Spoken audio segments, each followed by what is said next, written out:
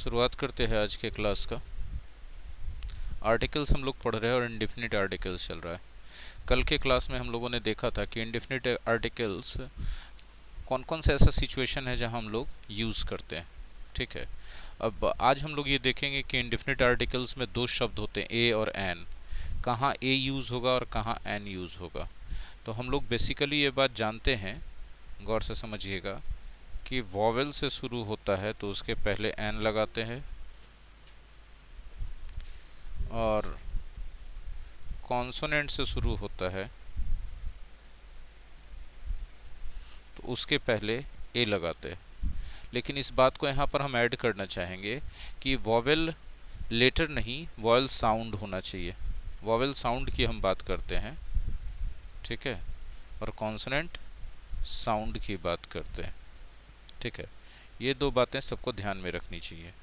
जैसे एग्जाम्पल जब तक हम देंगे नहीं, ये बात ज़्यादा क्लियर नहीं होगा। तो एग्जाम्पल हम देना चाहते हैं। देखिए यहाँ लिखा है ऑनेस्ट मैन। ऑनेस्ट मैन, जब यहाँ ऑनेस्ट मैन लिखा हुआ है तो गौर से समझें जरा सा, हम इसका कलर चेंज कर लें।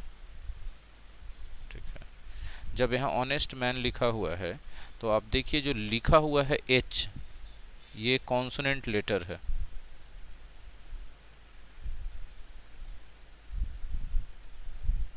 लेकिन आप इसके साथ एन लगाते हैं, एन ऑनेस्ट मैन। क्यों? क्योंकि इस कॉन्सोनेंट लेटर का साउंड जो है वॉयल है, वॉयल साउंड है। तो हम लोग कंसीडर किसको कर रहे हैं? क्या हम लोग कंसीडर कर रहे हैं लेटर को कि साउंड को? ए एन लगाते समय साउंड को। ठीक है, तो लेटर यहाँ लिखा हुआ क्या है उससे ए एन निर्धारित नहीं होगा, साउंड क्या निकल रहा है उससे ए एन निर्धारित होगा। ठीक है, चलिए नेक्स्ट एक और एग्जांपल देखते हैं। बहुत सिंपल एक और एग्जांपल। ठीक है, जैसे हम लेते हैं यूनिवर्सिटी टीचर। हमने लिया यूनिवर्सिटी टीचर। ठीक है, अब जब आप अच्छे से देखेंगे तो पता चलेगा कि यू लिखा हुआ क्या है भाई, एक वॉयल लेटर लिखा हुआ। ठीक है, लेकिन इसको पढ़िए तो य का साउंड आता है, य यूनिवर्सिटी। तो ये जो है कॉन्सोनेंट साउंड, कॉन्सोनेंट साउंड है। हम इसके साथ लगाते क्या हैं? तो ए लगाते हैं। तो ए किसके कारण हम लगा रहे हैं? इस कॉन्सोनेंट साउंड के कारण लगा रहे हैं, ना कि वॉवेल लेटर के कारण। तो जो ए एन का मामला है कि कॉन्सोनेंट के पहले ए लगता है और वॉवेल के पहले एन लगता है, उसको थोड़ा सा अपग्रेड करके समझें कि कॉन्सोनेंट साउंड के पहले ए लगता है, वॉवेल साउंड के पहले एन लगता है। लेटर लिखा हुआ क्या है इससे कोई मतलब नहीं। आई होप कि ये दो एग्जाम्पल से बातें क्लियर हो गई होंगी। ठीक है, यहाँ पर हम बोलना चाहेंगे कि ये जो कॉन्सोनेंट लेटर और वॉवेल लेटर के पीछे जो कारण है वो ये है कि देखिए जब हम एप्पल बोलते हैं, एक सिंपल सा उदाहरण है एप्पल।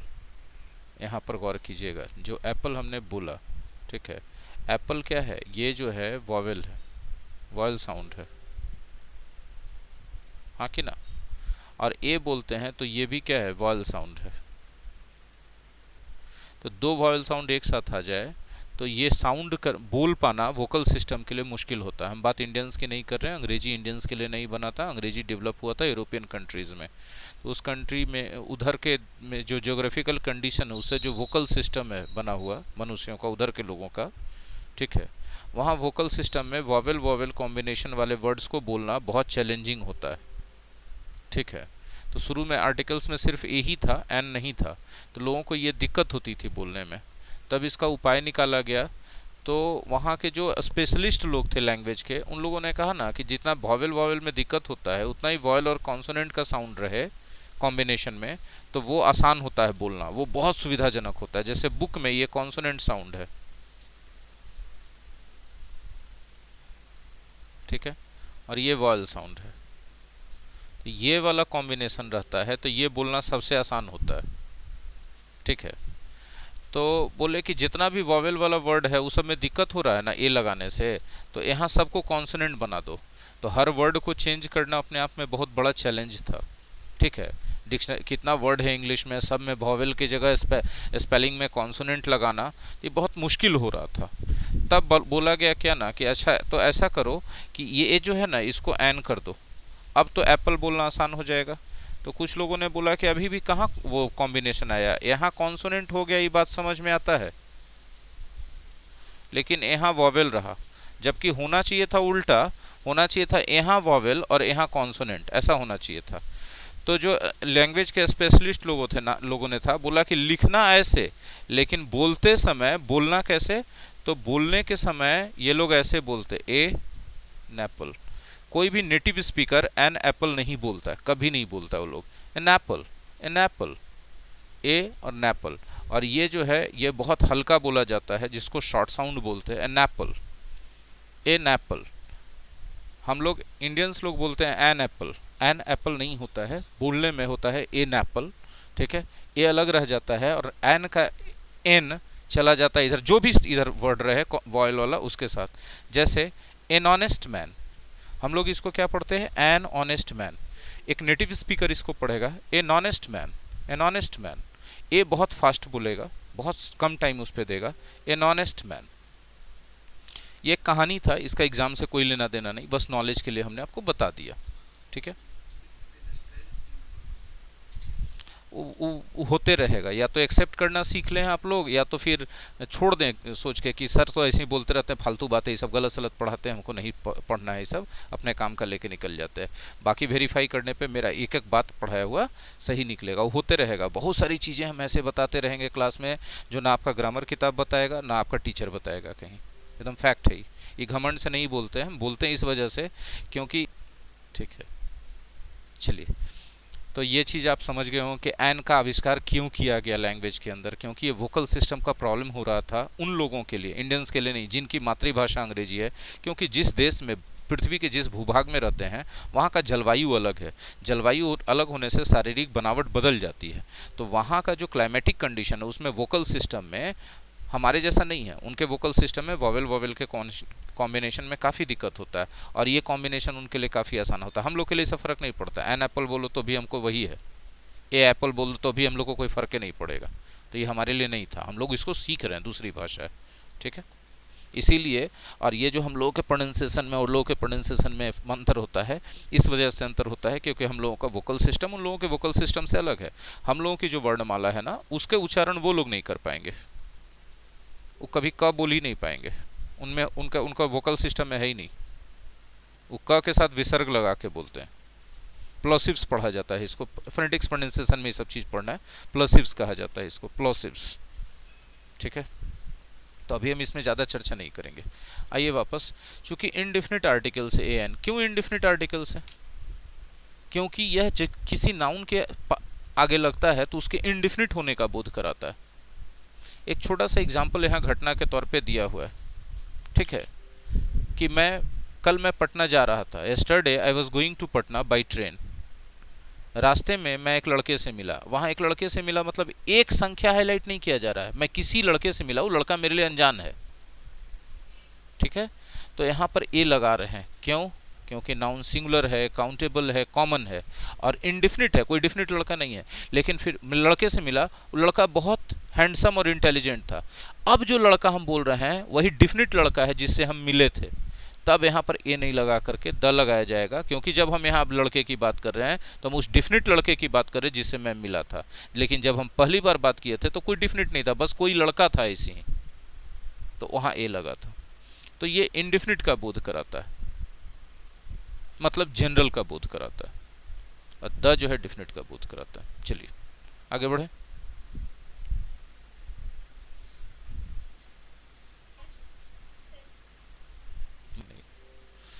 चलिए देखिए, अब बात होती है कि ए एन का पोजीशन क्या होना चाहिए, पोजीशन ऑफ इंडेफिनिट आर्टिकल्स।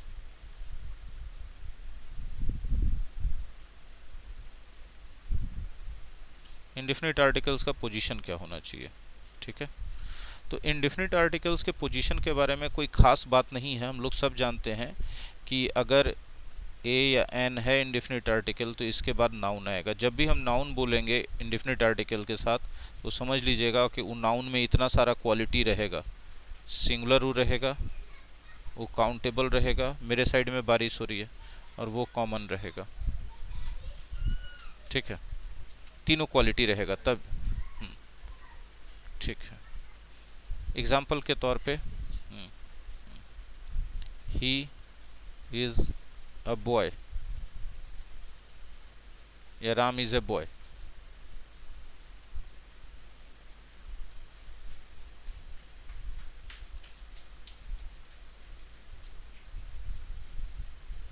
ठीक है, ये नाउन है, इसके साथ ए एन होगा। दूसरा पॉइंट कि जब भी आप ए एन लगाते हैं, नाउन है मान लीजिए, नाउन के पहले कोई एडजेक्टिव है तो आपको ए एन उस एडजेक्टिव के पहले लगाना है। ये बेसिक रूल है, एकदम याद रखिएगा, बहुत सिंपल है, आप बचपन से पढ़ते आ रहे हैं। Ram is a good boy, Ram is a good boy. अब आप देखिए, आप यहाँ पर देख पा रहे होंगे, बॉय एक नाउन है, गुड एक एडजेक्टिव है, और ए है उसके पहले आर्टिकल है ना। तो ये आपको ध्यान देना होता है। तीसरा पॉइंट आपको ये ध्यान देना होता है कि अगर नाउन है, चलिए ठीक है नाउन है, उसके पहले एडजेक्टिव है, उसके पहले भी एडवर्ब है, तो ए एन को आप इस एडवर्ब के पहले लगाएंगे। एग्जाम्पल के तौर पे हम बोलते हैं Ram is a very good boy. ठीक है, अब आप देखें, बॉय एक नाउन है, गुड एक एडजेक्टिव है, वेरी एक एडवर्ब है, उसके पहले ए एन लग रहा है, सिंपल। ठीक है, पोजीशन, ये 3 पॉइंट एकदम बेसिक पोजीशन है। हाँ, कुछ विशेष परिस्थितियां ऐसी आती हैं जहां इन 3 पोजीशंस का उल्लंघन किया जाता है। उन विशेष परिस्थितियों के बारे में भी जान लेना अच्छी बात है, ताकि आप लिखते समय डिस्क्रिप्टिव अंग्रेजी कभी लिख रहे हैं, कोई लेटर या रिपोर्ट वगैरह लिखना है, या कुछ भी अपने काम का चीज़ ऐसा कुछ लिख रहे हैं, तो उसमें आप गलती ना कर जाएं। ठीक है, 4th पॉइंट हम बात कर रहे हैं, गौर से समझिएगा। अगर टी डबल ओ टू है, या सो है, सच है, नहीं सच को नहीं लेंगे, टू है, सो है, ये 2 चीज़ें हम लेना चाहेंगे, इसमें 2 ही चीज़ हम लेंगे, टू और सो। ठीक है, तो इसके बाद एडजेक्टिव आएगा, और इसके बाद ए या एन आएगा, इसके बाद नाउन आएगा।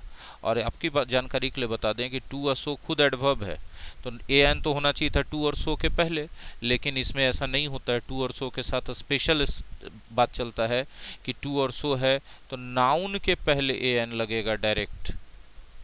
जैसे एग्जाम्पल के तौर पे हम बोलना चाहेंगे she is too tall a girl.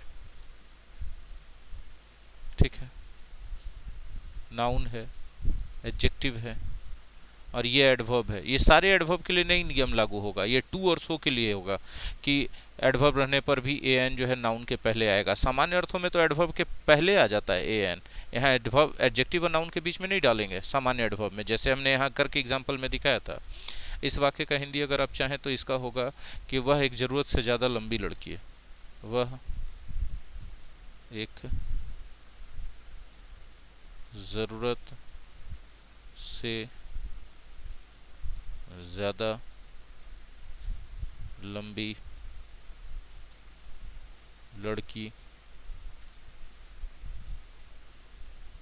है।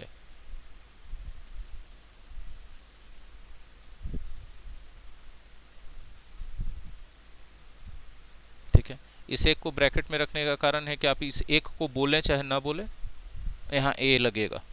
बेसिक नियम हम पहले ही बता चुके हैं। नाउन है, सिंगुलर है, काउंटेबल है, कॉमन है, तो इंडेफिनिट आर्टिकल लेगा। सामान्यतः एडजेक्टिव एडवर्ब रहने पर एडवर्ब के पहले लगना चाहिए था, लेकिन टू और सो की वजह से नाउन के पहले लग रहा है। ठीक है, आइए 5वां पॉइंट। एक और जगह है जहाँ पर इस बेसिक नियम का उल्लंघन किया जाता है, वो 5वां पॉइंट क्या है देखिएगा, सच के बाद ए या एन और उसके बाद नाउन। और दूसरा पॉइंट है कि सच के बाद अगर कोई एडजेक्टिव है तो ए या एन को उस एडजेक्टिव के पहले रखेंगे और उसके बाद नाउन लिखेंगे। जबकि यहाँ पर देखिएगा, यहाँ पर सच जो है एक एडजेक्टिव है, तो उस स्थिति में ए एन को सच के पहले होना चाहिए था। यहाँ पर सच एक एडवर्ब है, तो उस स्थिति में ए एन को भी सच के पहले होना चाहिए था। लेकिन दोनों स्थिति में सच के बाद ए एन आ रहा है। इस सच के लिए सिर्फ ऐसा नियम है, बाकी किसी के लिए नहीं है ऐसा नियम। ठीक है, क्यों है इसका कोई जवाब नहीं, बस ये प्रचलन है भाषा का, अंग्रेजी भाषा का, उसको वैसे ही फॉलो करना है। ठीक है, अब इसके आगे क्या होगा, तो इसके आगे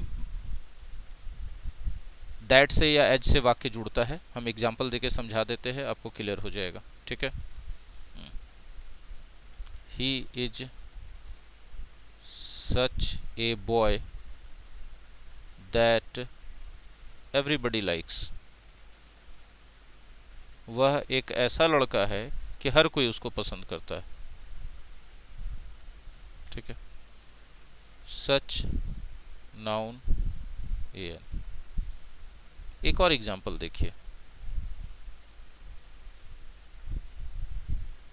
he is such an intelligent student that every teacher likes.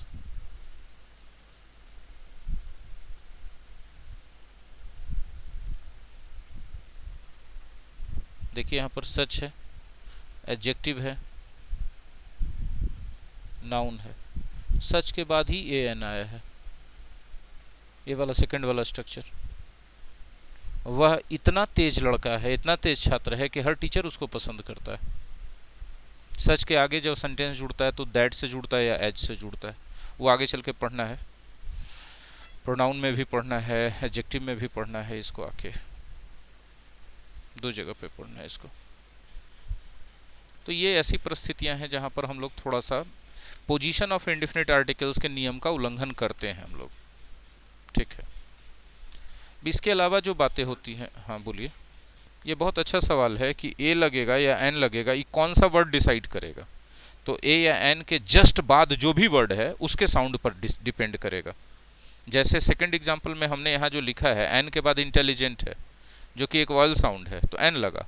लेकिन इसमें ए के बाद क्या है, कॉन्सोनेंट साउंड है, तो इसलिए ए लगा। तो अपने जस्ट बाद वाले वर्ड को देखेगा, वो चाहे जो रह जाए, जस्ट बाद वाले वर्ड को देखेगा। वो एडजेक्टिव रह जाए तो एडजेक्टिव, एडवर्ब, नाउन कुछ भी रह जाए उसको देखेगा, दूर वाले को नहीं देखेगा। ठीक है, इसमें ए जो लगा ये वेरी के कारण लगा, इसमें जो ए लगा वो जी के कारण लगा, इसमें जो ए लगा वो बॉय के कारण लगा। ये नहीं कि इसमें ए बॉय के कारण नहीं लगा। यदि यहाँ वॉयल साउंड रहता, जैसे इसमें ऑनेस्ट रहता है यहाँ पर ऑनेस्ट बॉय, तो यहाँ क्या लगता, एन लगता, नज़दीकी के हिसाब से लगेगा। आई होप कि ये चीज़ें क्लियर होंगी।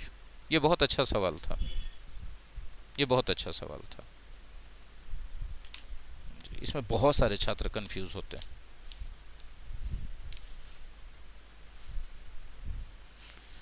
पोजीशन ऑफ इंडेफिनिट आर्टिकल्स आपको क्लियर हो गया होगा। अब बात होती है इंडेफिनिट आर्टिकल्स, तो हमने बता दिया कि इंडेफिनिट का बोध कराता है, वो जनरल सेंस देता है। इंडेफिनिट का बोध कराने का मतलब जनरल सेंस देना।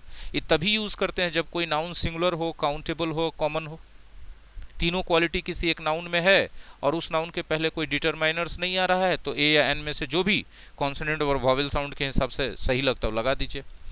लेकिन बहुत सारा ऐसा फिक्स्ड एक्सप्रेशन मिलता है इंडेफिनिट आर्टिकल्स का, ठीक है, जो कि आगे हम देंगे, डोंट वरी।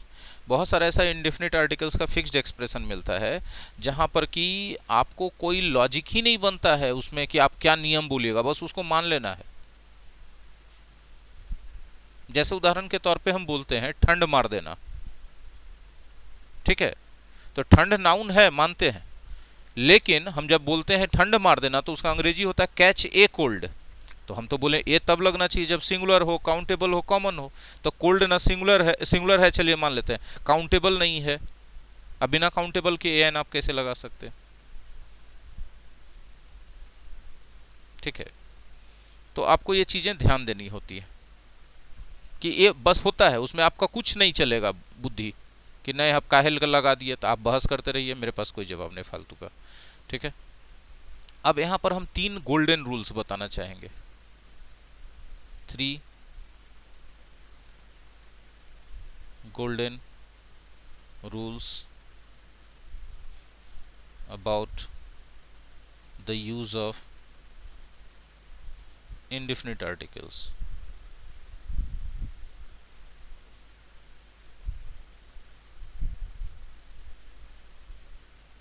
ठीक है,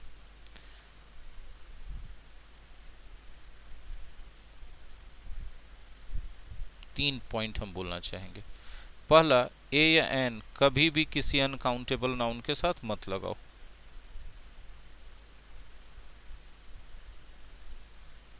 ये गलत है ऐसा करना।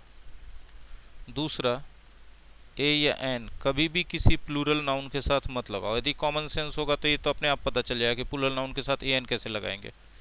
ठीक है, ए या एन कभी भी सिर्फ एडजेक्टिव के साथ मत लगाओ जब तक एडजेक्टिव के साथ नाउन ना रहे।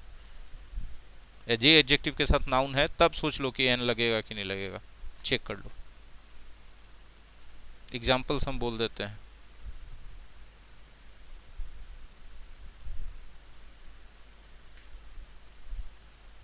सोचो, ए वाटर सही है क्या? नहीं। लेकिन अगर हम लिख दें ए ग्लास ऑफ वाटर, अब सही है क्या? जी बिल्कुल। ए स्टूडेंट्स सही है क्या? हाँ, बेवकूफ़ आदमी लिखेगा इसे। अलग बात है कि अभी हम लिख रहे हैं।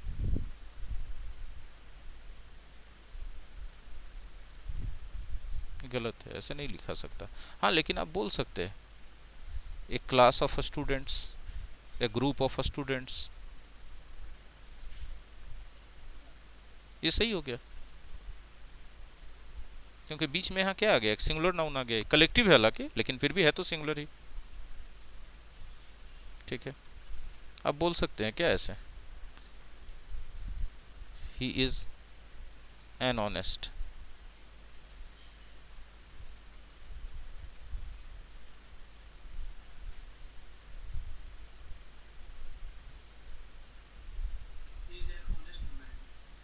ये गलत है। या तो पीस एन को हटा दो या फिर आप लिख दो he is an honest man. Noun ले आओ साथ में।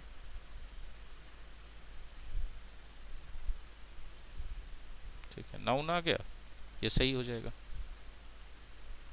देखिए, अभी जो एन आया है अपने नजदीकी के हिसाब से आया, दूर वाले के हिसाब से नहीं आया है। ये 3 गोल्डन रूल्स है इंडेफिनिट आर्टिकल्स के यूज के बारे में, जो आपको स्ट्रिक्टली फॉलो करना चाहिए, नहीं तो आपका सेंटेंस उठपटांग दिखेगा। गलत तो है ही, सुनने वाले को, पढ़ने वाले को भी लगेगा कैसा बेवकूफ़ आदमी है। इंडेफिनिट आर्टिकल्स के बारे में हमने सारी बातें बता दी आपको। हमने जो फिक्स्ड एक्सप्रेशन वाली बातें बताई उसका एक लंबा चौड़ा लिस्ट है जो आपको पीडीएफ के रूप में ऐप पे अपलोड कर दिया जाएगा इन अ डे और 2 मैक्सिमम। प्लीज़। बहुत अच्छा। देखिए, एक्सक्लेमेटरी सेंटेंस में कभी भी 2 तरह से होता है। ठीक है, एग्जाम्पल से हम समझा देते हैं दोनों को। देखिएगा, व्हाट अ प्लीजेंट मॉर्निंग।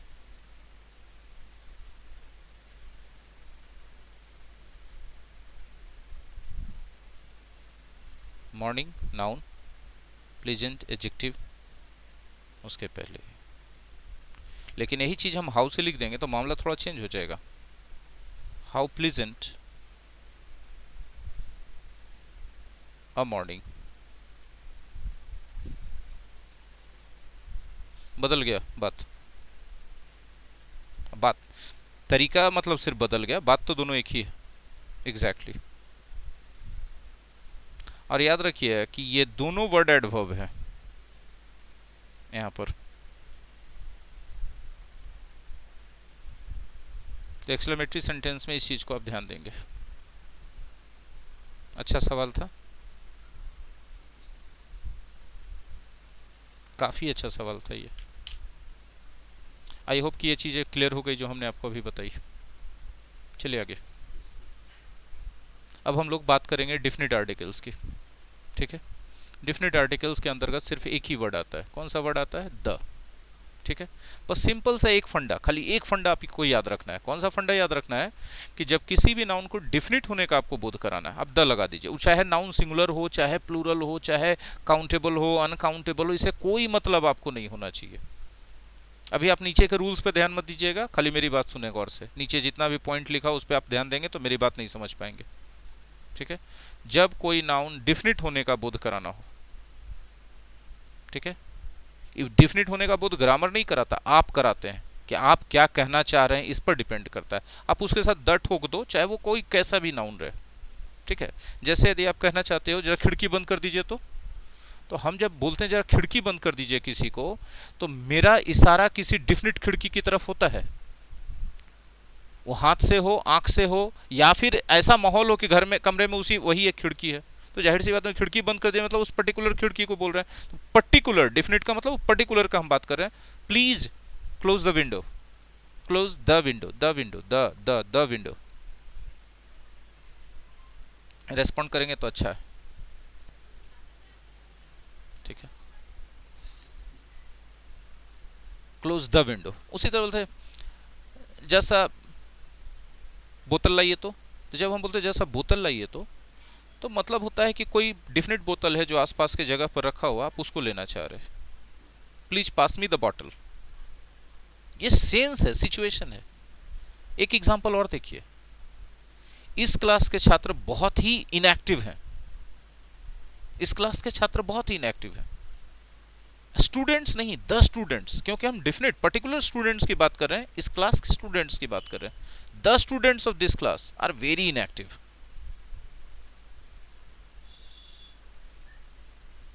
ठीक है, द स्टूडेंट्स। क्यों द? क्योंकि हम जनरल बात नहीं कर रहे हैं। हम बोले कि छात्र नटखट होते हैं, ये जनरल बात हो गई, द नहीं लगाएंगे। स्टूडेंट्स आर नॉटी, ये जनरल बात हो गई। लेकिन हम बोलते हैं कि इस क्लास के छात्र नटखट हैं, तो हम पर्टिकुलर बोल रहे हैं इस क्लास के छात्रों के बारे में, the students of this class. तो ये जो है ना, आपको अपने कॉमन सेंस से समझना बहुत आसान हो जाएगा। हम अभी रूल्स भी बताने वाले, नीचे आप देख सकते हैं कि पॉइंट 1 इसमें लिखा हुआ है, पॉइंट 2 लिखा हुआ है, ये सारी चीजें हम बताने वाले हैं। लेकिन उसके पहले हम ये कॉन्सेप्ट दे रहे हैं ताकि आप आसानी से समझ जाए। आपको रूल्स रट्टा मार के नहीं रखना पड़े। आप सिचुएशन देखिए। प्रधानमंत्री आज कल बिहार शरीफ आए थे, तो प्रधानमंत्री कल बिहार शरीफ आए थे, तो हम कौन प्रधानमंत्री की बात कर रहे होंगे? कॉमन सेंस लगाइए, भारत के प्रधानमंत्री की, यानी particular the prime minister came to. Head sir आज स्कूल में उपस्थित नहीं है, तो कौन हेड सर? जो हम स्कूल की बात कर रहे हैं, जिस स्कूल में हम पढ़ते हैं या जिस स्कूल में हम पढ़ाते हैं, मतलब जिस स्कूल से हम कनेक्टेड हैं, हम उसी का बात कर रहे होंगे, जिससे अभी हम चर्चा में जिस स्कूल का चर्चा कर रहे हैं। तो जनरल सेंस यही, मतलब एक सेंस तो यही आ रहा है कि भाई हेडमास्टर साहब अनुपस्थित हैं, मतलब कोई पर्टिकुलर हेडमास्टर साहब हैं कोई पर्टिकुलर स्कूल के, तभी तो हम उनके बारे में बोल रहे हैं। कि ये जनरल बात तो हो नहीं सकता है, तो बोलेंगे द हेडमास्टर इज एब्सेंट।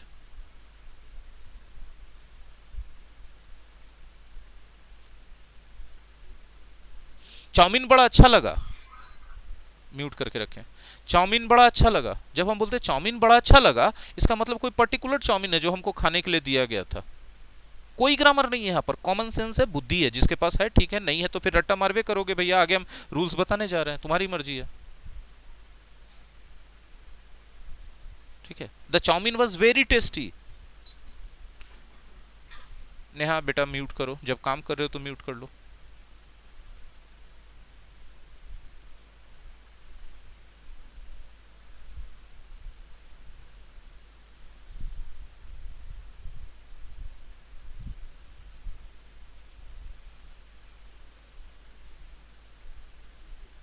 तो ये जो है डिफिनिट वाला, इसको आप अपने से ऐसे समझ सकते हैं कॉमन सेंस से। जो छात्र इस क्लास में पढ़ रहे हैं बहुत आलसी हैं, जवाब देना पसंद नहीं करते। जो छात्र इस क्लास में पढ़ रहे हैं जनरल बात कर रहे हैं या कोई डिफिनिट पर्टिकुलर छात्रों की बात कर रहे हैं? पर्टिकुलर छात्रों की जो इस क्लास में पढ़ रहे हैं। तो the students who are studying in this class, the students who are studying in this class are very lazy.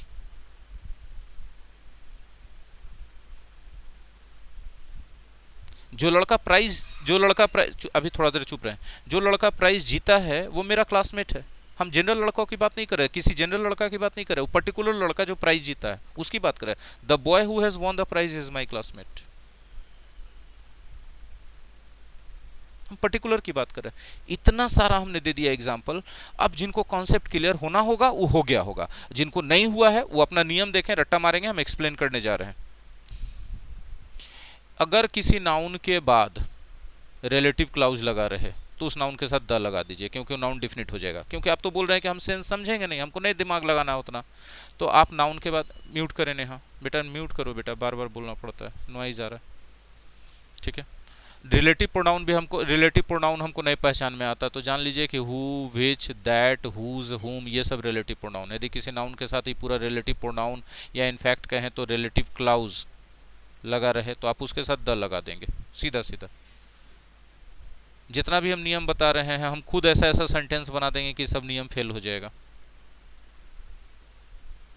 भाषा में यही चीज होता है, यदि आप सिर्फ नियम पर डिपेंड करते हैं, सेंस समझने की कोशिश नहीं करते हैं तो नियम को फेल किया जा सकता है। लैंग्वेज का एक एक्सपर्ट आदमी आपके नियम का धज्जी उड़ा के रख देगा। अब आप मुंह ताकते रह जाइए कि हमको सर गलत पढ़ाए क्या, तो सर ये बतिया काहे नहीं बताए? सर नहीं बताएंगे। पढ़ाई में बहुत सारा चीज़ बेसिक्स जानने के बाद, कॉन्सेप्ट क्लियर होने के बाद कॉमन सेंस का होता है। जैसे एक छोटा सा उदाहरण हम बोल रहे हैं, इज आर एम के साथ जब बिफोर यूज़ किया जाए तो आप जानते हैं प्रेजेंट कंटिन्यूअस होता है। जैसे I am teaching, he is teaching, है कि नहीं है? लेकिन यदि हम, आप जानते हैं, आप नियम पढ़ लिए, अगर आप इसका सेंस ना समझें और मेरा एक सेंटेंस सुने, माई हॉबी इज टीचिंग, क्या ये प्रेजेंट कंटिन्यूअस है? इसमें तो इज के साथ बिफोर हम लगा रहे हैं। उड़ा दिए धज्जी हम आपके नियम का, ग्रामर का। हम हर ग्रामर के नियम का धज्जी उड़ा देंगे, करीब करीब सेंटेंस हम ऐसा बना देंगे, वो सेंटेंस एकदम ग्रामेटिकली भी सही रहेगा लेकिन आपके किसी ग्रामर के नियम का धज्जी उड़ा रहा होगा, अगर आप सेंस नहीं समझते हैं तो ग्रामर के साथ सेंस समझना ये बहुत जरूरी होता है। ठीक है, तो आप जो इज आर एम समझते हैं, इज आर एम के साथ बिफोर रहे तो प्रेजेंट कंटिन्यूअस होता है, उसमें थोड़ा सा ऐसे ऐड कर लें, इज आर एम के साथ बिफोर अगर कंटिन्यू एक्शन का बोध करा दे तब वो प्रेजेंट कंटिन्यूअस होता है। तो ज़्यादा अच्छा हो गया, कॉन्सेप्ट आ गया इसमें। तो उसी तरह आप रूल्स पढ़ रहे हो खाली, कह रहे हो कि नहीं हमको सेंस कठिन लगता है इसलिए रूल पर हमको सॉल्व करना बता दीजिए, तो आप धोखा खा जाओगे। ऐसे ऐसे सेंटेंसेस मिल जाएंगे एग्जाम्स में, मैगजीन्स में, न्यूज़पेपर्स में, जो नियम का धज्जी उड़ा रहे होंगे और वो दूसरे हिसाब से वो एकदम 100% करेक्ट होंगे, कोई उनको गलत नहीं काट सकता है क्योंकि वो है ही नहीं है गलत। बाकी आपकी आगे मर्जी, गौर से सुनिए। यदि किसी नाउन के बाद रिलेटिव क्लाउज लगा हो, रिलेटिव क्लाउज जनरली हु से शुरू होता है, विच से शुरू होता है, दैट से शुरू होता है, हुज से शुरू होता है, होम से शुरू होता है, तब उस नाउन को डिफिनिट मानते हुए उसके साथ द का यूज़ करें।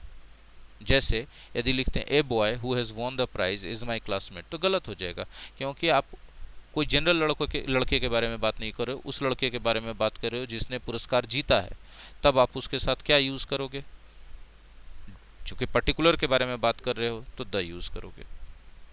उसी तरह यदि हम बोले students of this class, students of this class, जैसे ये पैटर्न आता है वैसे ही जो पहला नाउन है, ये जो पहला नाउन है ये डिफिनिट हो जाता है। दूसरा नाउन नहीं हो कि नहीं हो, दूसरा छोड़ दीजिए, लेकिन पहला नाउन डिफिनिट हो जाता है, पर्टिकुलर हो जाता है, इसलिए उसके साथ द लगना चाहिए।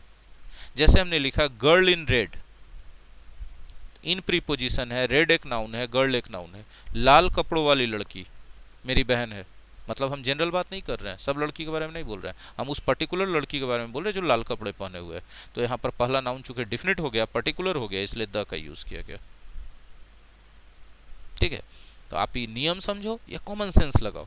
अब देखिए इसी नियम में हम बता दें कि अगर N1 और N2 दोनों समान रह जाए तब फिर कोई आर्टिकल्स नहीं लगेगा। जैसे हिंदी का एक बहुत कॉमन सेंटेंस है, एक के बाद एक लड़का आ रहा था।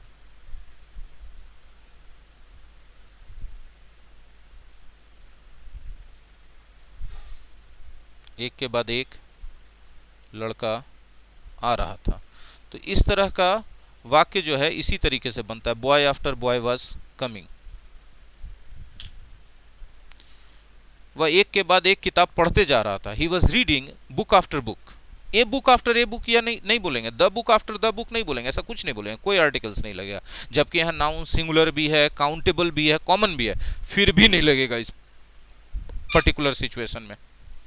तो ये क्या है भैया, एक तरह का एक्सेप्शन है ये सिचुएशन।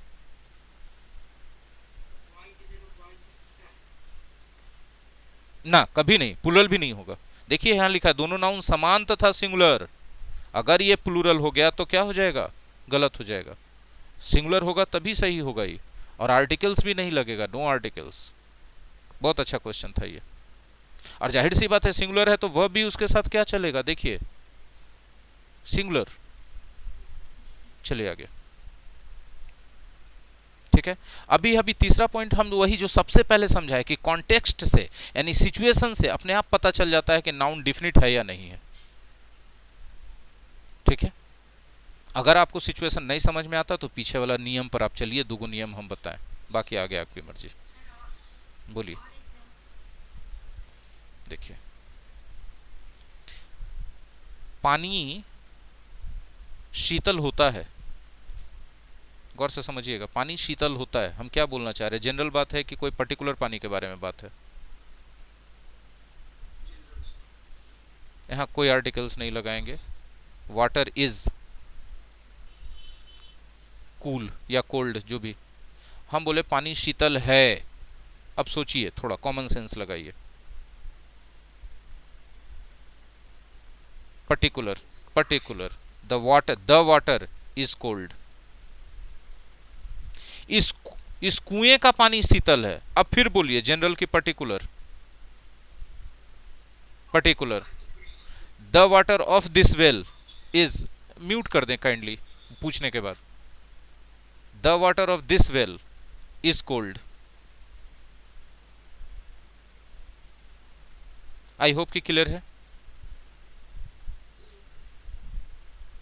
चलिए नेक्स्ट। अब हम लोग देखेंगे कि अलग अलग सिचुएशंस में आर्टिकल्स का यूज कैसे करते हैं। प्रॉपर नाउन के साथ आर्टिकल्स की यूज के बारे में हम लोग को पढ़ेंगे। अभी बोले कि कौन आर्टिकल्स पढ़ेंगे सर, डिफिनिट की इनडिफिनिट। जहां जरूरत पड़ेगा डिफिनिट इसमें हम पढ़ लेंगे कि प्रॉपर नाउन के साथ कहाँ होता है, कहाँ इनडिफिनिट होता है, भी पढ़ेंगे हम लोग। तो सामान्यतः ये बोला जाता है कि प्रॉपर नाउन के साथ आर्टिकल्स मत लगाइए और यहीं पर खत्म कर दिया जाता है बात को। यहाँ खत्म नहीं होता है, प्रॉपर नाउन के साथ भी आर्टिकल्स लगता है। सामान्यतः नहीं लगता, हम बोल रहे हैं सामान्यतः नहीं लगता है, लेकिन विशेषता मतलब कोई विशेष परिस्थिति आ जाए तो लगता है। कैसे लगता है, आप सुने होंगे, बहुत कॉमन सी बात है, अरे यार ये तो एकदम दारा सिंह है, ये तो एकदम दारा सिंह है। मतलब क्या कि क्या वो दारा सिंह है खुद? नहीं, दारा सिंह जैसा उसमें क्वालिटी है। तो क्वालिटी के आधार पे जो सिमिलरिटी बताते हैं वहां पर ए एन लगा देते हैं, he is a Dara Singh. एकदम एक उदाहरण दिए अभी सिर्फ ऐसे ही बताने के लिए। तो ये जो कॉन्सेप्ट दिमाग में अगर बनाए हुए हैं कि प्रॉपर नाउन के साथ आर्टिकल्स नहीं लगता है तो हटा दीजिए, लगता है। अब कौन कौन परिस्थिति में लगता है उस सारा परिस्थिति एक एक करके हम एक्सप्लेन कर दे रहे हैं। तो पहला परिस्थिति है एनी के अर्थ में ए एन लगता है व्यक्ति के नाम के साथ, अनजान का बोध कराने के लिए। जैसे एक सिचुएशन है, आपके घर के दरवाजे पे नॉक हुआ या डोरबेल बजा, आप गए खोलने के लिए, आपके सामने एक आदमी खड़ा है, आपने पूछा हाँ जी बोलिए। तो सपोज कि आप शर्मा जी हैं, तो शर्मा जी नहीं है तो आप कौन? तो बोलिए ना कि वर्मा जी आए हैं। कौन वर्मा जी, नाम पूरा बताइए ना, तब ना हम बोलेंगे। तो बोलिए कि दिनेश वर्मा आए। ठीक है, आप घर के अंदर जाते हैं और शर्मा जी आपके जो भी हस्बैंड हैं, पापा हैं, भाई हैं, बेटा हैं, जो भी, आप उनको बोलते हैं कि देखिए ना कोई राकेश वर्मा आपसे मिलने आए। आपके मुंह से निकलता है कोई राकेश वर्मा। ये कोई का मतलब क्या हो गया, आप उसको जानते हैं कि नहीं जानते? नहीं जानते। नहीं जानते हैं तो आपके मुंह से अंग्रेजी में निकलेगा any Rakesh Verma, any Dinesh Varma has कम, या राकेश शर्मा हैज कम, जो भी नाम है पर्टिकुलर। इसे मतलब क्या है, एनी का सेंस आप एनी बोलते हैं। उस एनी के जगह पर आप चाहें तो ए बोले, 100% करेक्ट है। A Rakesh Sharma, a mister Rakesh Sharma has come to meet you. Mister लगा दी, थोड़ा सम्मान देना चाहिए। A mister Dinesh Varma has come to meet you, या mister Dinesh Sharma wants to meet you. क्यों? तो बोले सर तो जान गए ना सर उसको। नहीं सर, अभी सिर्फ आप नाम पूछे हैं, जानना अलग चीज होता है। आप उसको पर्टिकुलराइज नहीं कर सकते हैं कि कौन है वो आपके लिए अभी भी कोई ही है। ये चीज क्लियर हुआ? हाँ ना बोलेंगे, आगे बढ़े।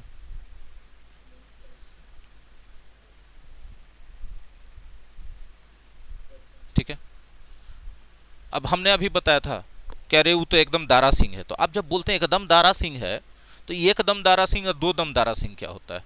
तो दारा सिंह से आप उसका क्वालिटी के आधार पे तुलना कर रहे हैं। ठीक है, ये बचवा मेरा नए बतिया मानता है, क्या हम बोले?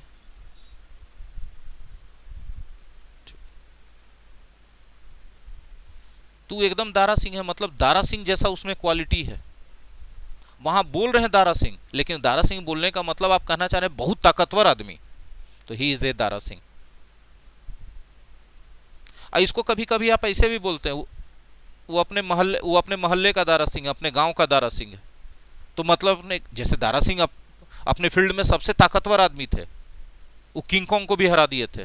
किंग कॉन्ग के बारे में कहा जाता है कि कोई भी उसके आगे 3 मिनट से ज्यादा टिक नहीं पाया था।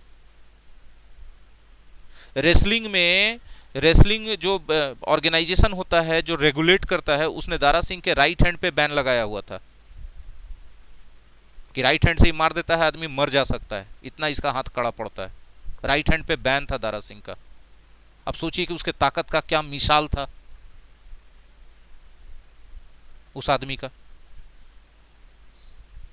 मेरा अरमान था कि एक बार हम दारा सिंह को अंडरटेकर से लड़ते देखते, लेकिन चल बसे बेचारे। हाँ, वो मर जाता है सच्चे में। उसका नाम अंडरटेकर का मतलब होता है मौत बांटने वाला। तो दारा सिंह उसको बांट के चलाते कि लो दुनिया को दिया है तो तुमको भी वापस तो मिलना चाहिए।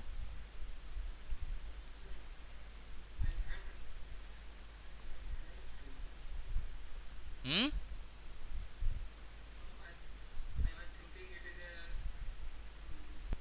आगे देखिए। तो आप बोलते हैं अब बोलते हैं कि वो अपने गांव का दारा सिंह है। तो मतलब वो दारा सिंह तो है, लेकिन वो पर्टिकुलर दारा सिंह कहाँ का? गांव का। अब पर्टिकुलर का सेंस करा दिए तो फिर से द लगा दीजिए, he is the Dara Singh of his village. उसी तरह Ahmedabad is the Manchester of India. आप में से कितने लोग मैनचेस्टर जानते हैं? नहीं जानते। मैनचेस्टर इंग्लैंड में एक जगह है, ठीक है। 1940s के दौरान या 30s के दौरान मैनचेस्टर दुनिया का सबसे बड़ा सूती निर्यातक या उत्पादक जगह था, पूरा दुनिया का। यहीं से कपास लोग ले जाते थे, अंग्रेज लोग जबरदस्ती खेती करवा करके, और उस कपास से वहां सूती कपड़ा बना के पूरी दुनिया में बेचते थे। आज भी मैनचेस्टर सूती कपड़ा के उत्पादन में दुनिया के सबसे अव्वल जगहों में से एक माना जाता है। लेकिन अहमदाबाद और सूरत ने अपना पोजीशन मेंटेन किया है इसको, गुजरात के अहमदाबाद और सूरत ने। तो अहमदाबाद को इंडिया का मैनचेस्टर कहा जाता है, क्योंकि इंडिया में सबसे ज़्यादा यदि कहीं सूती कपड़ा बनता है तो अहमदाबाद में बनता है। भाषा का उपयोग वही लोग जो अच्छा कर पाएंगे, जिनके पास ज्ञान भी दूसरे टॉपिक्स का, सब्जेक्ट्स का अच्छा रहेगा। Ahmedabad is the Manchester of India, Bharat का मैनचेस्टर। इन पर्टिकुलर प्रॉपर नाउन है, फिर भी मैनचेस्टर जगह का नाम है लंदन के अंदर।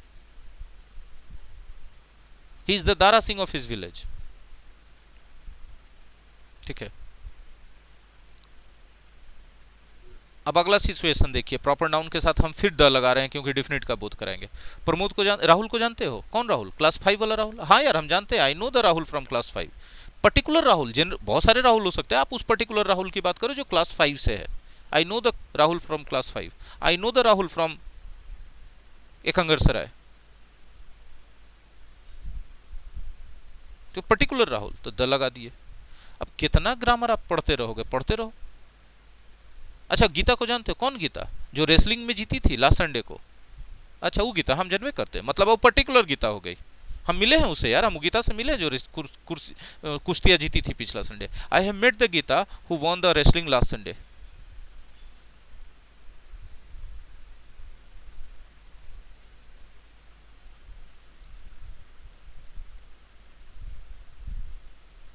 अब कुछ देश के नाम ऐसे हैं, देश का नाम है तो प्रॉपर नाउन है, उनके साथ द लगता ही लगता है, खास करके जब वो वैसे देश जिनका शॉर्ट फॉर्म में लिखा जा सकता है, जैसे यूके है, यूएसए है, यूएसएसआर है, यूएई है, जीडीआर है, इस सब के साथ द लगाइए, चाहे शॉर्ट फॉर्म में लिखिए चाहे फुल फॉर्म में लिखिए। ठीक है, अब जिनका नॉलेज हमसे भी ज़्यादा है, ये सब जनरल नॉलेज, वो और दो चार को ऐसा देश लिख लेंगे जिनका शॉर्ट फॉर्म में नाम हो सकता है, तो उनके शॉर्ट फॉर्म में भी द लगेगा, फुल फॉर्म में भी द लगेगा। इसमें हम क्या करें? इसमें अंग्रेजी तो है नहीं, इसमें तो जनरल नॉलेज है। आपका जनरल नॉलेज खराब है यदि आपको नहीं पता है कि जीडीआर जो है, अब नहीं रहा जीडीआर, जर्मन डेमोक्रेटिक रिपब्लिक पहले हुआ करता था, जर्मनी टूट गया, ठीक है, शायद फिर से बन रहा है क्या, एक हो रहा है सब। यूनाइटेड अरब एमिरेट्स, यूएई अभी भी है। यूएसएसआर टूट गया, यूनियन स्टेट्स ऑफ सोवियत रसिया खत्म हो गया। यूनाइटेड स्टेट्स ऑफ अमेरिका है, लेकिन यूएसएसआर लिखेंगे जब भी तो द लगाएंगे, रसिया लिखेंगे तो द नहीं लगाएंगे, खाली रसिया लिखेंगे तो। यूके टूट गया, स्कॉटलैंड अलग हो गया, इंग्लैंड अलग हो गया, एक और कौन था, ग्रीनलैंड था, अलग हो गया। इंग्लैंड लिखेंगे तो नहीं लगाएंगे, लेकिन यूके लिखेंगे तो द लगाएंगे, द यूके या द यूनाइटेड किंगडम। कुछ ऐसे देशों के नाम है, कुछ ऐसे देश के नाम है चूंकि वो भी प्रॉपर नाउन है, उनको प्लुरल फॉर्म में हमेशा लिखा ही जाता है। जैसे नीदरलैंड नहीं होता है, हिंदी में नीदरलैंड बोलते हैं, लेकिन उसका प्रॉपर नाम जो है नीदरलैंड्स है, एस लग रहा था। वो अपने नीदरलैंड वाले लोग अपने देश का नाम लिखते हैं तो अंत में एस लगाते हैं, प्लुरल फॉर्म। क्यों? क्योंकि बहुत सारे टापुओं से मिलकर बना हुआ है ना। अभी कोई जरूरी नहीं है, बहुत सारा देश ऐसा है जिसमें टापुओं से नहीं मिलकर बना है, वो जबरदस्ती उसका नाम में प्लुरल चलता ही है। जैसे ईस्ट इंडीज, वेस्ट इंडीज नहीं है टापुओं से मिलकर बना हुआ, लेकिन प्लुरल फॉर्म में है, इसलिए द लगेगा बस। पंजाब के आगे कोई लॉजिक नहीं है, द पंजाब भी लोग लिखते हैं, ट्रेडिशनली यही सही है। आधुनिक इंग्लिश में लोग सिर्फ पंजाब लिखना शुरू कर दिए।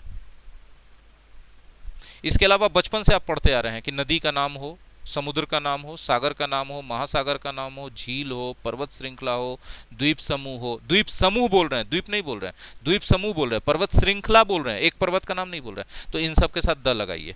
अब जैसे पर्वत श्रृंखला बोलते तो हिमालयाज होता है, लेकिन माउंट एवरेस्ट बोलते तो एक पर्वत है, उसके साथ द नहीं लगेगा, द माउंट एवरेस्ट गलत है, द हिमालय सही है। द अंडमान निकोबार सही है क्योंकि वो एक द्वीप नहीं है, द्वीप समूह है। द लक्षद्वीप सही है, लेकिन द जावा बोलेंगे तो गलत हो जाएगा क्योंकि वो एक द्वीप है। अब किसी को पते नहीं है कि जावा एक द्वीप है कि द्वीप समूह है, तो द लगा के गलती कर सकता है। अगर किसी को पते नहीं है कि अंडमान निकोबार एक द्वीप है कि ग्रुप ऑफ आइलैंड्स है, समूह है द्वीपों का, तो द नहीं भी लगा सकता, गलती हो जाएगा उससे।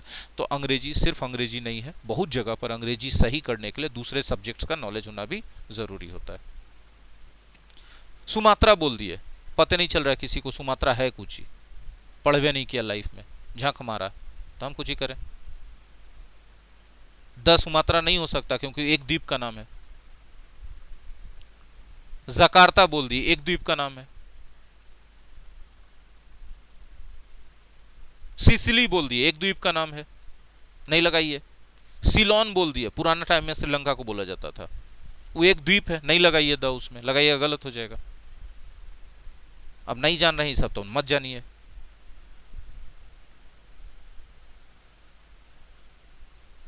ठीक है, अब आइए कुछ और प्रॉपर नाउन्स की बात करते हैं। ठीक है, न्यूज़पेपर का नाम वो भी प्रॉपर नाउन है, मैगजीन का नाम भी प्रॉपर नाउन है, होटल्स का, हिस्टोरिकल बिल्डिंग्स का, हेवनली बॉडीज जैसे पृथ्वी, अर्थ है, मून है, ये सब प्रॉपर नाउन है, लेकिन इन सब के साथ द लगता है, याद रखिएगा।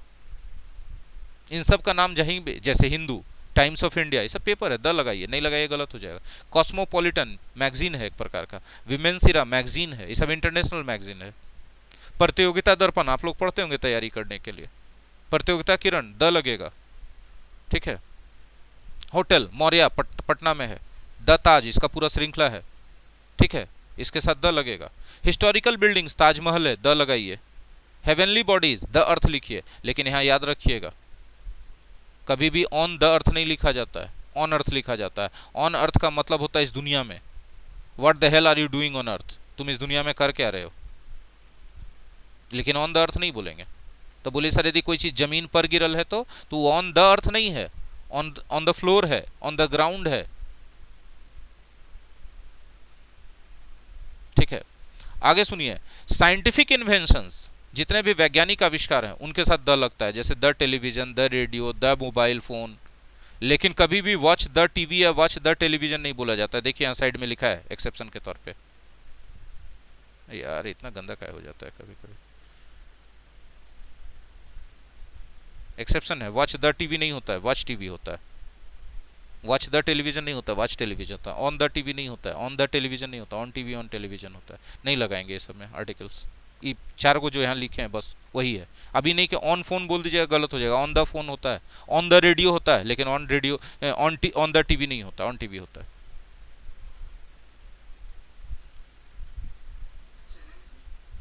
क्या? हम्म, नहीं नहीं, on on Zee news, on Aaj तक।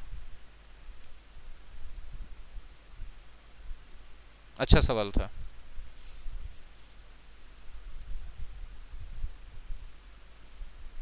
पार्ट्स ऑफ अ बॉडी के साथ कैसे लगाते हैं आर्टिकल्स? तो जनरली पार्ट्स ऑफ बॉडी के साथ ए लगा देते हैं जनरल सेंस देने के लिए। हम लोग वहां पर इसको वन मान के चलते हैं कि एक को न किया इसलिए नहीं ए लगा रहा है। वी हैव ए नोज, लेकिन हम कारण क्या है बेसिकली कि नोज सिंगुलर है, काउंटेबल है, कॉमन है, इसलिए ए लगा है। काउज हैव ए टेल, वहां भी हम लोग एक समझ के लगा रहे होते हैं, लेकिन टेल सिंगुलर है, काउंटेबल है, कॉमन नाउन्स। बोले टेल्स काहे नहीं लिख देंगे? ठीक है, क्योंकि वो फिर एक से ज्यादा संख्या को हाईलाइट कर देगा, जबकि काउज में होता नहीं है। तो उस बात को, उस रियलिटी को मेंटेन करने के लिए वो नाउन सिंगुलर फॉर्म में ही लिखा जाएगा। और चूंकि सिंगुलर फॉर्म में लिखा गया, काउंटेबल है, कॉमन बात है, इसलिए वहां पर ए लगेगा। ठीक है, अब जरा सा एक सेंटेंस को देखिए यहां पर, इससे एक पर्टिकुलर बात पता चलेगा पार्ट्स ऑफ द बॉडी के बारे में कि आर्टिकल्स कैसे लगाना चाहिए। उसने मेरे सिर पे मार दिया, तो हम बोलते हैं ही हिट माई हेड, बोलते हैं। Head parts of the body, उसके पहले पजेसिव एडजेक्टिव लगाए। इसी बात को हम बोल सकते हैं कि he hit me on the head, मतलब जिसको मारा ऊ, समबडी, उसके बाद प्रीपोजिशन, उसके बाद पार्ट्स ऑफ द बॉडी आया तो द ही लगेगा। ये particular structure, somebody, preposition, parts of the body, तब ये पार्ट्स ऑफ द बॉडी के साथ क्या लगाएंगे? द लगाएंगे। ही कॉट मी, उसने मुझे पकड़ लिया। कहां पकड़ लिया? By the wrist. इसको आप बोल सकते हैं बराबर देके ही कॉट माई रिस्ट। दोनों बात अलग लग रहा है, लेकिन दोनों का सेंस एक ही है।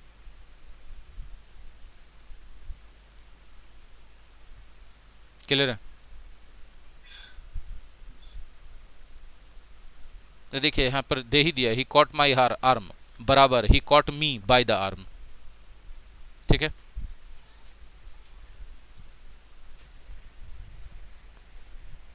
अब नो आर्टिकल्स आता है कि कहां कहां आर्टिकल्स हम लोग यूज नहीं करते हैं। तो कुछ ऐसे फिक्स्ड एक्सप्रेशंस हैं जहां दिमाग कहेगा, रूल्स कहेगा कि यूज करो, होना चाहिए, लेकिन कहे अब जबरदस्ती है कि नहीं होता है तो नहीं होता, बस सीधा सीधा। जैसे हैंड इन हैंड, नहीं करेंगे। ये सब बॉडी पार्ट्स का इडियोमैटिक यूज है, इसमें मुहावरेदार उपयोग। ऑन फुट, पैदल, नहीं होगा आर्टिकल्स। रेड हैंडेड, रंगे हाथों। In heart, by heart, shoulder to shoulder, कंधे से कंधा मिलाकर, कोई आर्टिकल्स यूज नहीं होगा। इस सब में भी पार्ट्स ऑफ द बॉडी आ रहा है, ठीक है, लेकिन इसमें नहीं होगा, कुछ नहीं होगा, जबरदस्ती नहीं कर सकते हम लोग। We can be followers. अब एडजेक्टिव के साथ आर्टिकल्स का यूज होता है कि नहीं? जनरली हम अभी बता दिए थे कि नहीं होता है, और सब लोग बताते हैं, लेकिन कुछ पार्टिकुलर सिचुएशन ऐसा आता है जहां होता है। आपको हमने बताया कि एडजेक्टिव है तो साधारण कोई भी एडजेक्टिव अकेले है, नाउन नहीं है, तो आर्टिकल्स नहीं होगा, इसलिए नील लिखा गया। लेकिन उस एडजेक्टिव के साथ नाउन आ गया तब यूज कीजिए, he is an honest man. हाँ, अब एडजेक्टिव के साथ द लगा दीजिएगा तो क्या हो जाएगा? तब उसका अर्थ आ जाएगा प्लुरल नाउन के जैसा। वो प्लुरल नाउन होगा नहीं, उसका अर्थ आएगा। जैसे गरीब लोग बोलते हैं, तो गरीब लोग का मतलब क्या होता है? पुअर पीपल होता है कि नहीं होता है? देखिए इसका सेंस क्या निकल रहा है आपका, थोड़ा सा इसको हम चेंज कर दें, देखिएगा। यहां देखिए, ये क्या है? एडजेक्टिव है, यहां पर प्लुरल नाउन है, हाँ कि नहीं? आप इसी चीज का सेंस ऐसे दे सकते हैं, द पुअर सिर्फ लिख दीजिए, वही सेंस आ जाएगा। क्यों द लगाने से प्लुरल मान लिया गया? क्योंकि यहाँ एडजेक्टिव है। आप में से बहुत सारे लोग गलती करते हैं, कहते हैं कि द बॉय मैंने तो हो गया ना सर, सब लड़का। नहीं, इन नाउन है, आप वो एडजेक्टिव वाला नियम नाउन में कैसे लगा रहे हैं? नाउन लगा दिए द के साथ, तो आप कहें तो फिर तो ये तो प्लुरल का सेंस आ गया सर। नहीं सर, फर्क देखिए कि यहाँ द के साथ एडजेक्टिव लग रहा है, आप यहाँ द के साथ नाउन लगा रहे हैं, ये प्लुरल का सेंस नहीं है, प्लुरल का सेंस नहीं है। डिफिनिट का सेंस है, ठीक है। और ये क्या है, ये प्लूरल नाउन का सेंस है, जबकि नाउन इसमें लिखा भी नहीं है, तथा ये डिफिनिट का बोध नहीं कराएगा, ये जनरल बोध कराएगा, जनरल का सेंस है।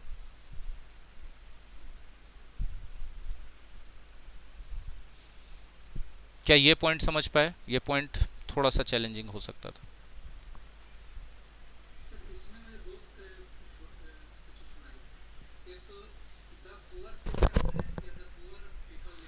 कौन बोला कि द पुअर्स लिख सकते हैं?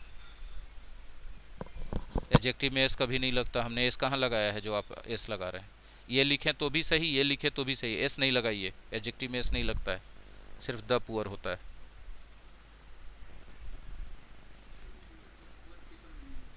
द पुअर पीपल लिखेंगे तो पीपल फालतू हो गया, उसका जरूरत नहीं था, आप क्यों लगा रहे हैं? हम एक शर्ट पहने हुए उसके ऊपर से दूसरा शर्ट हम क्यों पहने? अनावश्यक हो गया उसको। हाँ, द पुअर मैन लिख सकते हैं, द पुअर मैन लिख सकते हैं, गरीब आदमी, कोई पर्टिकुलर आदमी के बारे में आप बात कर रहे हैं। क्यों? क्योंकि वहां पर्टिकुलर का बात करना चाह रहे हैं। हम यहाँ क्या बोल रहे हैं, द पुअर लिखने से जनरल का सेंस आता है। प्लुरल है, लेकिन प्लुरल में क्या है, जनरल है। अब जब द पुअर पीपल आप लिख देंगे तो पर्टिकुलर गरीब लोग, कहीं किसी गांव के लोग, किसी मोहल्ले के गरीब लोग, वहां का आप बात कर रहे हैं, कॉन्टेक्स्ट आपको देना होगा, तब वो सही होगा। और नहीं तो आप जनरल बात कर रहे हैं, the poor people are honest, तो उसमें पीपल गलत है, फालतू का है पीपल। जैसे अभी लिखे ना द पुअर पीपल, देखिए यहाँ पीपल क्या है, गलत है, ठीक है।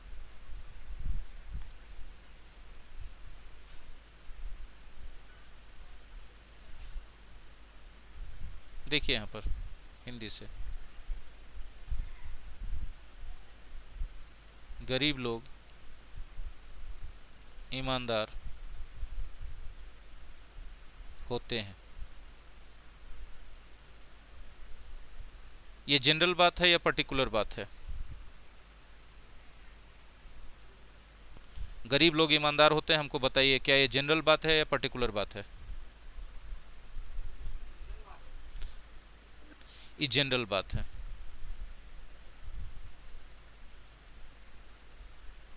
अब यहाँ जनरल बात कहते समय ये जो आप बोल रहे हैं, सिंगुलर के सेंस, सिंगुलर से बोल रहे हैं कि प्लूरल है? ये क्या है, गरीब लोग?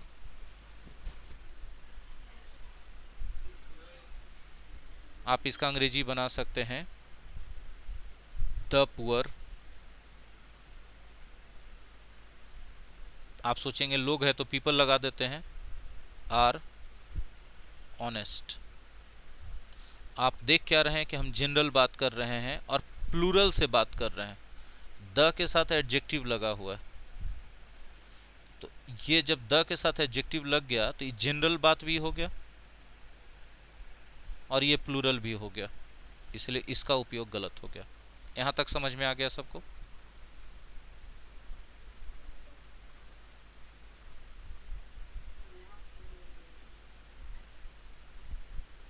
गौर कीजिए, हम जो यहां पर पूछ रहे हैं ये चीज क्लियर हुआ है सबको?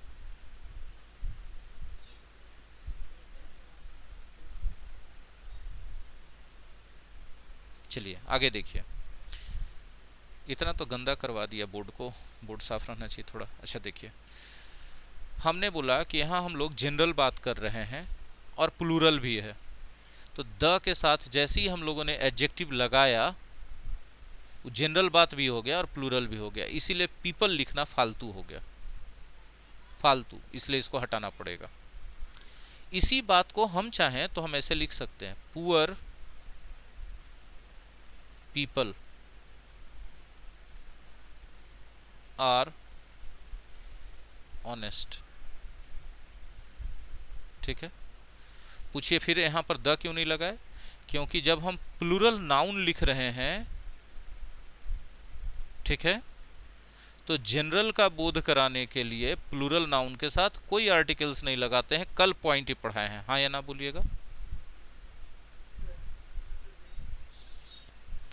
तो उसी तरह यहां पर जो बोला जा रहा है, people are honest, people are honest, यहां पीपल से क्या पता चल रहा है, प्लूरल। और जनरल बात है, गरीब लोग ईमानदार होते हैं, जनरल बात है। तो जब प्लूरल है और जनरल बात कर रहे हैं तो द लगाने की जरूरत है इसमें?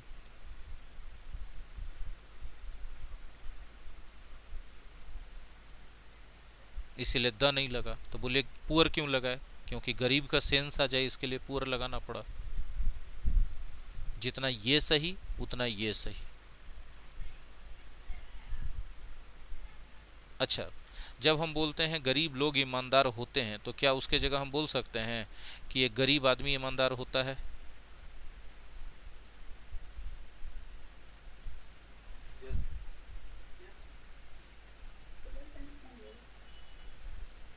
सेंस तो वही रह गया, तरीका बदल गया लेकिन सेंस तो वही रह गया, जनरल बात ही रह गया।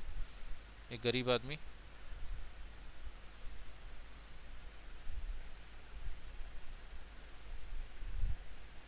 ईमानदार होता है। ये वाला बात और ऊपर वाला बात आपको लग रहा है कि दोनों का मतलब एक ही निकल रहा है? तरीका जो भी अलग हो लेकिन मतलब एक है कि नहीं है? तो इसको हम अंग्रेजी में ऐसे लिख सकते हैं, ए पुअर मैन, अब चूंकि सिंगुलर हो चुका है सब कुछ तो इज ऑनेस्ट। हाँ या ना? क्या यहाँ द लगाएंगे तो सही माना जाएगा कि गलत माना जाएगा?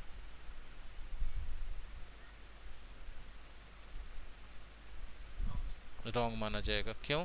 क्योंकि यहाँ पर द लगने से पर्टिकुलर का बोध हो जाएगा, जबकि हम तो बात कर रहे हैं किसका? जनरल का बात कर। बस इतना देर में हम इतना ही चीज समझा रहे थे पीछे, अभी क्लियर हो गया? पर कि द प्लस एडजेक्टिव रहे तो सेंस देता है प्लुरल नाउन का। किस अर्थ में? जनरल के अर्थ में। ये पॉइंट तो क्लियर हो गया, आगे बढ़ सकते हैं कि एडजेक्टिव के साथ कैसे कैसे चल रहा है।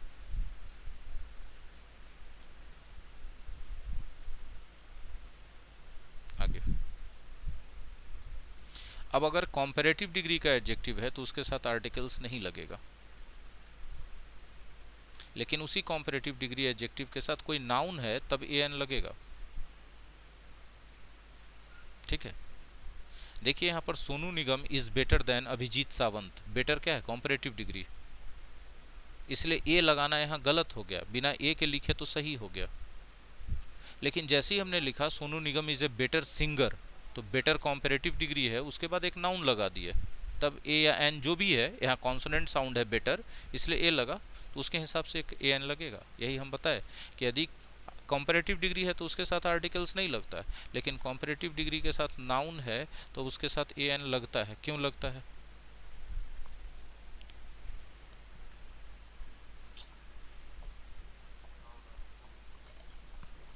नाउन के कारण कि नाउन जो है सिंगुलर काउंटेबल कॉमन है, तो बिना आर्टिकल्स या बिना डिटरमाइनर्स के नहीं लिखा जा सकता। मेरी आवाज़ क्लियर जा रही है या आवाज़ में डिस्टरबेंस हो रहा है?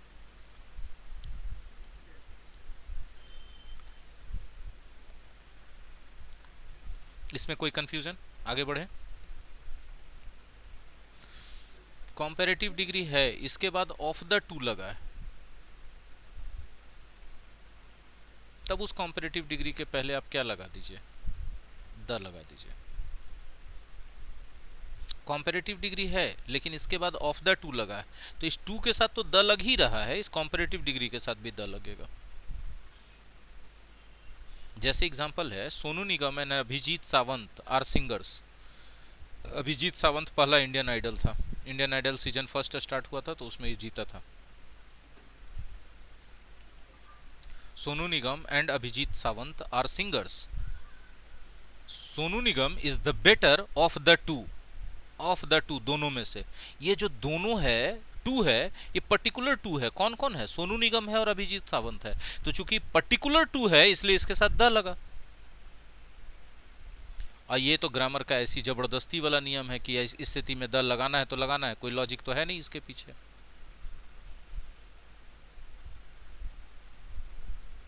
ठीक है, ये पॉइंट यहां तक क्लियर? हाँ बोलिए।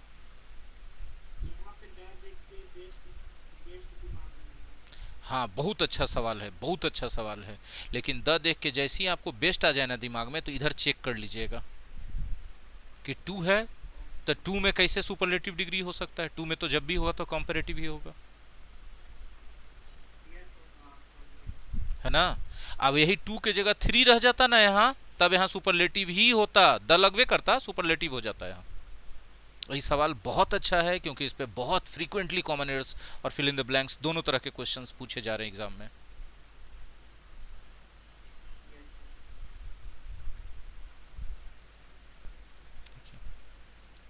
अब यहाँ ऑफ द टू नहीं लिखा है अगला एग्जाम्पल में। Sonu Nigam and Abhijeet Sawant are singers who is Khalistan better. अब हम यहाँ पर कॉम्पेरेटिव डिग्री लगाए हैं, लेकिन पूछ रहे हैं इन्हीं दोनों में से कौन है बेटर।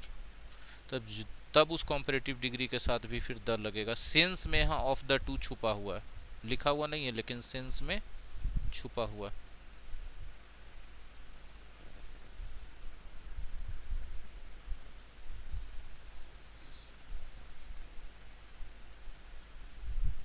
ठीक है, इसलिए द लगेगा।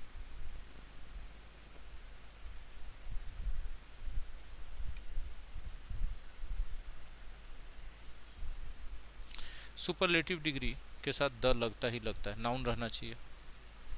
वन ऑफ लगा हुआ है, सुपरलेटिव डिग्री है, तो नाउन प्लुरल रहेगा, यहाँ द लगेगा। ये सब बचपन से पढ़ रहे हैं। Ambani is the richest man of India, Ambani is one of the richest main होना चाहिए, नाउन प्लुरल होना चाहिए, ध्यान रखिएगा, द लगेगा ही लगेगा। राजेश इज वन ऑफ माई, यहाँ पर आप बेस्ट लगना चाहिए, लेकिन बहुत जगह पे आप देखिएगा कि पॉजिटिव डिग्री लगा देता है, वो भी सही हो जाता है। Rajesh is one of my good friends, मेरे अच्छे दोस्तों में से एक है। बेस्ट बोलेंगे तो सबसे अच्छे दोस्तों में से एक है। आप यहाँ पर देखिए द नहीं लगाए हैं, क्यों? क्योंकि यहाँ एक पॉजेसिव एडजेक्टिव आ गया है। पॉजेसिव एडजेक्टिव एक डिटरमाइनर्स है, तो जब डिटरमाइनर्स आ जाए इस तरह से सुपरलेटिव डिग्री वाला में, यहाँ पर सुपरलेटिव डिग्री है चाहे कोई भी है, अगर डिटरमाइनर्स आ गया तो फिर द नहीं लगाना है आपको, वो डिटरमाइनर्स ही काम कर लेगा। ये पॉइंट क्लियर है, आगे बढ़ाते हैं।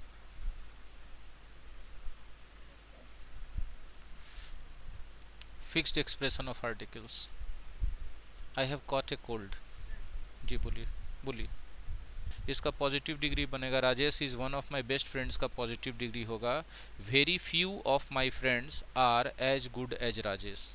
Very few of my friends, जैसे उसमें very few plus plural noun लगा देते थे ना, लेकिन इसमें डिटरमाइनर्स माई लगा हुआ है तो ऑफ लगा दीजिए बीच में। Very few of my friends are as good as Rajesh. हम चलो आगे, छोड़ो भाई, जो करना है करो, तुम लोग को क्या बोल सकते। फिक्स्ड एक्सप्रेशंस की बात करते हैं हम लोग, ठीक है, कि फिक्स्ड एक्सप्रेशंस के साथ क्या होगा। फिक्स्ड एक्सप्रेशंस में दिमाग आपको लगाना ही नहीं है, आप नहीं लगा सकते दिमाग, दिमाग लगाना बेवकूफ़ी है। पूछिए क्यों सर? उसमें कोई लॉजिक का कोई रूल काम ही नहीं करता है, वो सब नियम उल्टा से अलग रहता है, फिर भी वहाँ पे हो रहा है तो हो रहा है। जैसे catch a cold, cold uncountable noun, फिर भी ए लगता है, लेकिन उसी तरह से कैच कोल्ड भी सही है, कैच ए कोल्ड भी सही है। Go for a walk, walk verb होता है, कोई वर्ब को जनरली नाउन के रूप में यूज़ करते हैं ना, तो अनकाउंटेबल नाउन बनता है। सब वर्ब को नहीं कर सकते हैं, तो वॉक अनकाउंटेबल है, लेकिन गो फॉर ए वॉक होता है अनकाउंटेबल नाउन के साथ। तो अभी पढ़ाए थे गोल्डन रूल्स में कि एन नहीं लगना चाहिए, लेकिन यहाँ लगता है, ठीक है।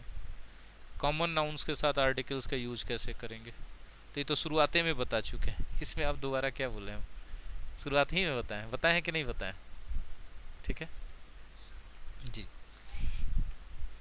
बाकी जितने भी पॉइंट हैं, जैसे अभी प्रकाश सर ने बोला कि कौन सा पॉइंट था, एक तो एब्रिविएशन, जितने भी ऑर्गेनाइजेशंस हैं, है ना, तो देखिए बहुत सारे ऑर्गेनाइजेशंस हैं जिनके नाम के साथ आप द लगाते हैं तो भी सही माना जाता है, द नहीं लगाते हैं तो भी सही माना जाता है, ठीक है।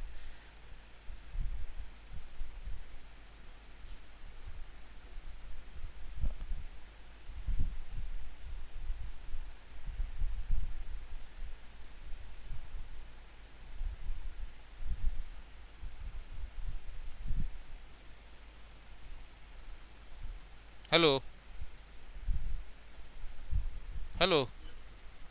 आवाज जा रहा है मेरा? ओ। ओ। ओ। हम क्लास से बाहर निकल गए थे क्या?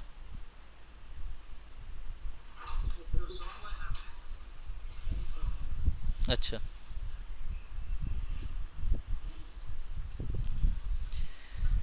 एक पर्टिकुलर बात ध्यान में रखना होगा आप लोगों को, थोड़ा सा नॉइज नहीं कीजिए।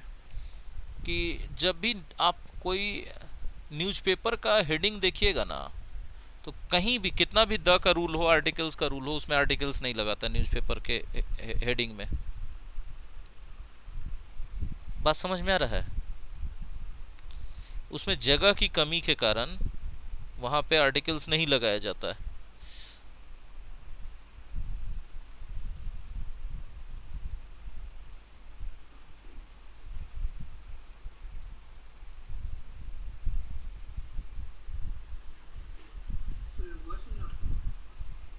दिक्कत हो रहा है, जरा सा 1 मिनट रुक जाएंगे सर, जरा सा शेयरिंग रोक रहे, देखना पड़ रहा है, 1 मिनट।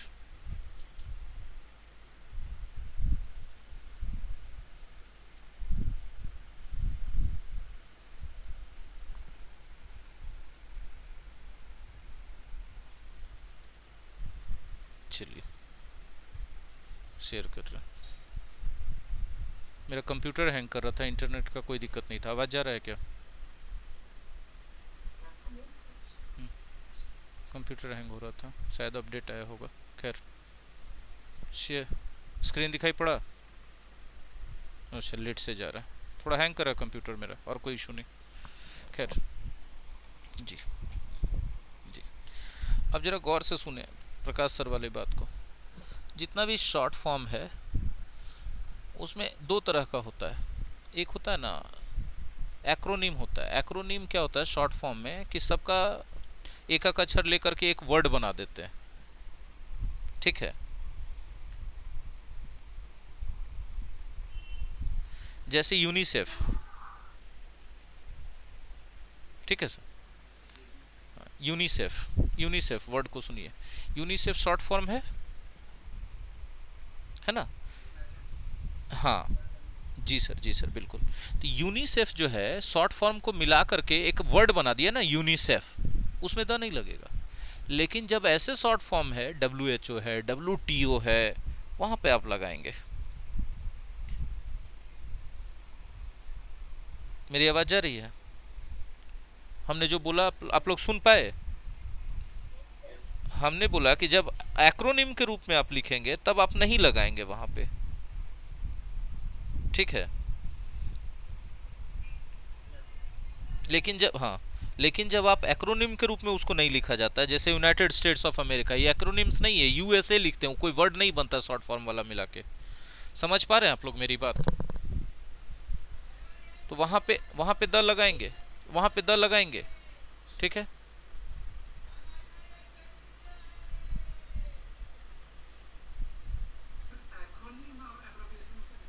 फर्क है सर। जैसे एक वर्ड हम लिखते हैं, बोर्ड पे लिख के हम बता रहे हैं आपको, आसानी से समझ जाइएगा। Acquired immune deficiency. बोर्ड दिखाई पड़ रहा है ना? यहाँ लिख रहा है, अब यहाँ पर मेरा लिख रहा है internet not stable, internet connection is not stable. मेरा मैसेज मेरे इंटरनेट के बारे में मैसेज दे रहा है, इसीलिए हमको बार बार पूछना पड़ रहा है। ठीक है सर? देखिए, जब इसमें से हम लोग बनाते हैं, जरा सा इसका कलर चेंज कर दें 1 मिनट के लिए। हाँ जी। देखिए, जब हम बनाते हैं तो हम लोग क्या करते हैं ना, कि एक्वायर्ड का ए लेते हैं, इम्यून का आई लेते हैं, डिफिशियंसी का डी लेते हैं, और सिंड्रोम का क्या लेते हैं, एस लेते हैं। अभी मिला के एक वर्ड बन जाता है कि नहीं बन जाता है? तो जब ये वर्ड बन जाता है ना, तो इसी को एक्रोनिम कहते हैं।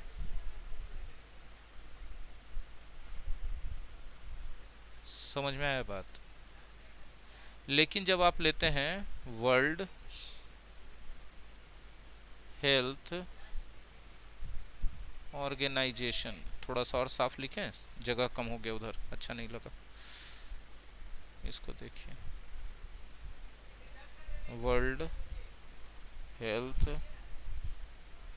ऑर्गेनाइजेशन, ठीक है। अब इसमें देखिए हम लोग क्या करते हैं, डब्लू लेते हैं इसका, एच लेते हैं इसका, ओ लेते हैं इसका। इसको हम लोग WHO ही पढ़ते हैं, कोई एक वर्ड पढ़ते हैं क्या? ये भी शॉर्ट फॉर्म ही है सर। ये एब्रेविएशन ही है ये, लेकिन इस एब्रेविएशन से एक वर्ड बन गया। एड्स क्या है, एक वर्ड है ना। क्या WHO एक वर्ड बना क्या? रिस्पॉन्ड कीजिए, यही सब जगह पे हमको रिस्पॉन्स चाहिए होता है। नहीं बना, ये एक वर्ड नहीं है, तो ये सिर्फ एब्रिविएशन है, ये सिर्फ एब्रिविएशन है। और जिस एब्रिविएशन से एक वर्ड बन गया वो एक्रोनिम है। क्या हम स्पष्ट करा पाए आप लोगों को? तो यहाँ द लगाइएगा तो गलत हो जाएगा, और यहाँ द लगाइएगा तो सही हो जाएगा। अभी स्पष्ट हुआ सर? सभी बच्चों को पूछ रहे हैं। तो ये सब ऐसा सिचुएशन है ना, जो ये सब चीज़ पर्टिकुलर पढ़ाते हैं, जो जनरली आपको ग्रामर बुक्स नहीं लिख के देता है, तो वहाँ पे हमको कंसेंट चाहिए होता है, मेरे कॉन्फिडेंस के लिए कि हम जो पढ़ाए वो आपको समझ में आ गया कि नहीं है, बस इसके लिए, और कुछ के लिए नहीं। ठीक है,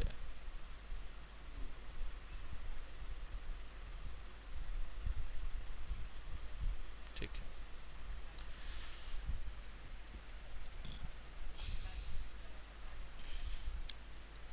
आर्टिकल्स का करीब करीब सारा बात हम ख़त्म कर दिए, लेकिन जो इस सेंस वाला बात आता है ना कि कहाँ पर पर्टिकुलर हो गया तो द लगाइए, ये आपके सामने आते रहेगा आते रहेगा आते रहेगा, नया नया, और आपको परेशान करते रहेगा। इससे इस पर कमांड करने का एक ही तरीका है कि आप ज़्यादा से ज़्यादा आर्टिकल्स के क्वेश्चन प्रैक्टिस कीजिए। ठीक है, प्रैक्टिस कीजिए, डाउट सेशन में प्रेजेंट होके पूछिए, क्लियर होते जाएगा। आर्टिकल्स का हमने अब रहा जो डेफिनेट फिक्स्ड वाला, उसका PDF हम अपलोड कर देंगे, उस PDF से आपको पढ़ना होगा। मतलब वो सिर्फ ऐसे है कि कैच ए कोल्ड, हिंदी भी रहेगा, ठंड मार देना, बराबर कैच कोल्ड भी सही, कैच ए कोल्ड भी सही। ठीक है, तो वो अभी, हाँ, टेंस का भी और होना है बच्चे बाकी। जी, जी, पहले अभी इस ग्रामर के रिकॉर्डिंग को ख़त्म कर रहे हैं, क्योंकि क्लास पूरा हो चुका है आर्टिकल्स का, इसके रिकॉर्डिंग